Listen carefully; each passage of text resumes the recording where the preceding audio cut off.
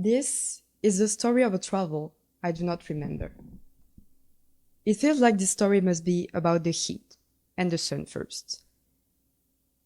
It must also mention people, foreign languages, and flawed English. I know I should talk about these beige walls and the flags in every window. I also know I should talk about the stalls, the colors, the crowds, this vibrant atmosphere. Talk about the elderly people that slowly progress in the streets carrying bags, but also about these younger ones carrying guns. I know that. But do I remember? A year ago in May 2023, I took a plane to visit my friend Leonie as she was studying abroad in Tel Aviv. To be precise, I went from the 22nd to the 27th, but I didn't remember that. My phone told me. It was an incredible experience. Thanks to Leonie, I discovered a land that I knew was special. I visited Al-Quds, Akko, and we even reached Bethlehem. But as we started this project, and I decided that this will be the trip I wanted to talk about, I realized how unreliable my memory was and how much remember actually is an exercise. The first thing that I did was to try to recall. What did I do? What did I see? But to describe a memory is like describing a dream. I can't touch it.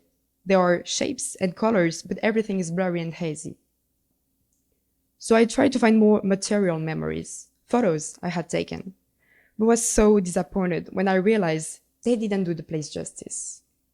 They are not clear. Those taken outside have too much light, and those taken inside don't have enough. You can see strangers' hands in the corners, people moving like ghosts followed by an aura. The images are wobbly, lining either to the right or to the left. Photos of the Dome of the Rock, you can see the ground more than the dome. Photos of the souk, I was moving. Why did I have to take pictures of benches with perfect quality, while the pictures of Chris' tomb, if you please, are so blurry that they look like they were taken in a shisha bar? Even if their quality had been optimal, they're only images. They don't capture sounds, smells, and other sensations. I can't sense this hot wind, this blazing heat drying my throat, nor those blisters that hurt so much because I thought one pair of Converse would be enough. And then I realized that my memories were more like impressions. I feel like I remember the wind, the thirstiness, or the taste of knafe or the smell of incense. But the music in the streets, what instruments played it? Those frescoes on the walls, what were they about? These aren't blank spots. Memory is versatile, and this travel, the past that shapes me, don't belong to me anymore.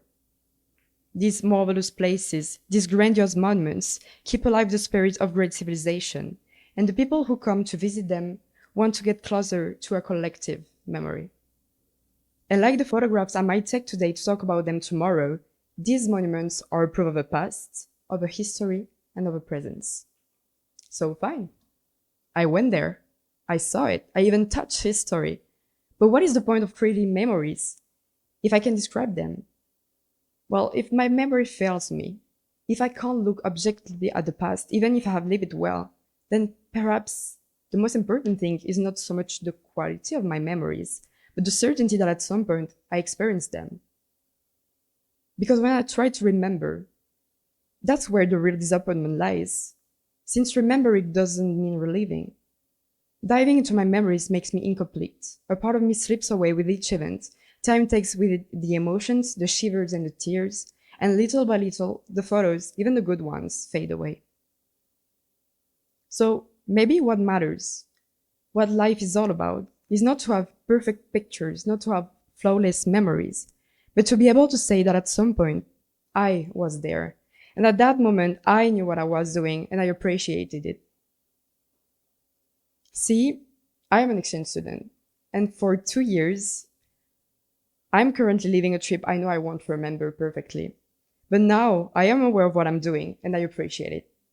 And I'm glad to be able to say, hi, my name is Jade, and today I'm here creating memories with you. Thank you.